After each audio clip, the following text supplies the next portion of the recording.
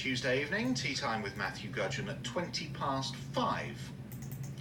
A Norfolk-based offshore energy firm has told us it's investing millions in training staff and new recruits to keep up with demand. 3Sun is based in Great Yarmouth. They're investing £1.4 million in training. Last year, the figure was that amount 3 times more than the profits it recorded.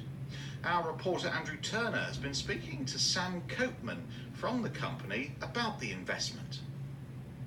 Whilst a lot of those guys aren't necessarily working local to Great Yarmouth, a large proportion of them live here, and that's important for the local economy in terms of they bring those earnings to spend locally. So yeah, it's very important for the town. And I think as well as the jobs we have, the 400 we're quoting, we've got a really strong pipeline for next year, and again that will then see us increasing that headcount further, and again continuing the investment in the staff training on those, as you say, skilled jobs. So this 1.4 million, that was up to March this year. Of course, I imagine it didn't stop come the new financial year. You've continued to invest in training and recruiting more staff for these jobs and contracts that you're eyeing up.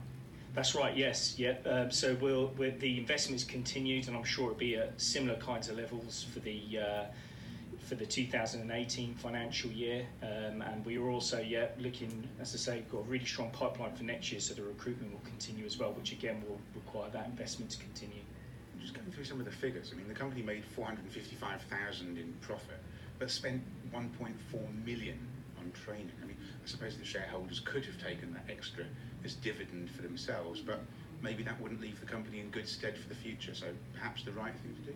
Absolutely, yeah. I mean, at the end of the day, we're a people business, and if we don't invest in those people, we don't have the same successful business as what we have right now. So that investment is absolutely critical.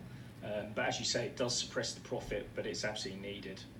With regard to this pipeline of work for 2018, do you forecast a plateau, that there will be a time when the investment in training drops, that the recruitment level drops, or will it continue to grow for a good number of years?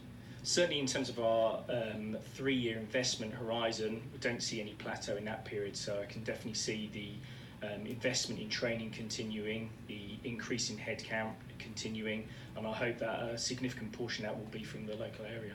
I've spoken to several businesses in your kind of sector and asked what someone who maybe has got a job that they consider to be dead end, a job that doesn't satisfy them, that they want to get into this elusive industry that's on their doorstep. They hear all the good stories about the money and the skills that they can have, but can't seem to break into it. What would someone need to do if they're listening to this interview, think of the jobs that you've got coming up, they want to get on your books? How do they do that? I guess start by sending in a CV. It's an industry that is relatively difficult to get into. There's lots of people offering the training, but it's then getting the first opportunity, and it's not just about.